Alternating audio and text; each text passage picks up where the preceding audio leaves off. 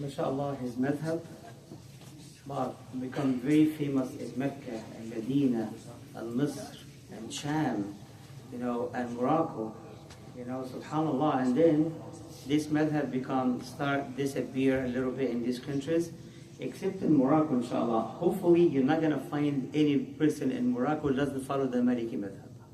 So mostly the whole Morocco are following the Maliki madhab. And Imam Malik spent 60 years learning and teaching hadith and Quran. He died when he was 86 years old. So 60 years he was sitting in the masjid of Rasulullah sallallahu alayhi wa sallam teaching hadith and Quran. So what happened, Imam Malik, he used to go and attend all the occasions. Go any wedding he goes attend, any janazah he goes, visit friends, stay in the masjid. He was a very socialized person. And then what happened, he started to reduce that. Reduce it, and then reduce it, and then reduce it. He used to come and pray 5 prayers in the masjids, and then he stopped coming to the masjids. And then he stopped coming for Salat al-Jum'ah.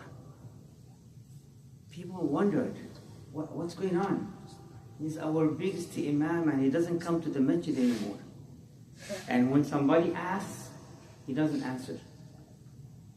And then later, he becomes sick. He stayed sick for 22 days. And then when he felt that he's about to die, he told people, listen, I know everybody's wondering why I'm not coming to the masjids. Not everything you can say, but now I will tell you because I feel that I'm leaving. And I did not tell you before because I felt that if I tell you why I'm not coming, that means I don't have the belief that Allah subhanahu wa ta'ala, He's the one who did that to me.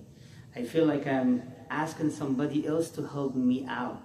He said, you know what, I wasn't able to control myself when I wanted to urinate. So he wants to use the bathroom. You know what? That's it. He wasn't able to control himself. That's it. He does it right away when he's sitting.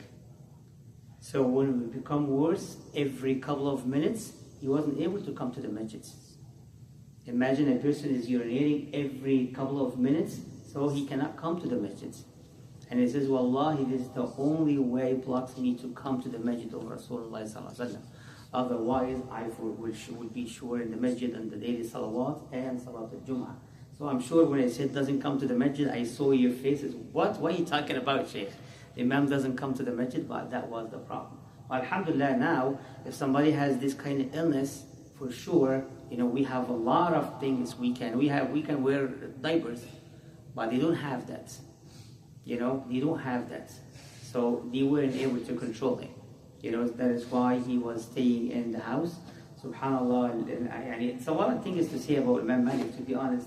But honestly, we've been with Imam Malik for like 2 months. I wanted to move to the other Imams so we can, continue with different topics.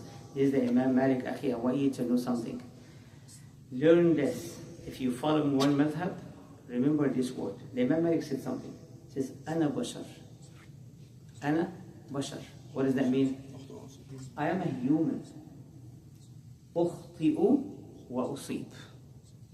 Make mistakes and do things right. So don't follow any Imam blindly and say, I am a Maliki. You know what? Regardless. Akhi, we following who? Rasulullah sallallahu alayhi wa sallam. If any Imam in the world comes and follows the steps of Rasulullah sallam, I'm with him. If he said something different from Rasulullah sallam, I am not going to follow him. I will follow Rasulullah sallam. So if you are following Hanafi madhab, Maliki madhab, whatever, and I come to you and say, this week, it's not according to the sunnah of Rasulullah sallam. Don't say, no, I will follow the Maliki madhab. I will follow the Hanafi madhab. No.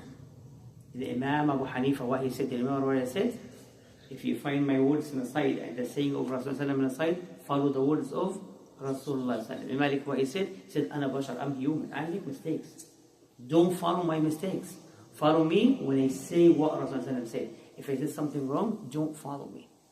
You get the point? We need to understand that. Because I see some people, they are, especially in our community, stick with the Hanafi madhab regardless. But when it comes to something he doesn't like, he changes it. I remember when I was talking about zakah. And then the gold of the woman doesn't have zakah.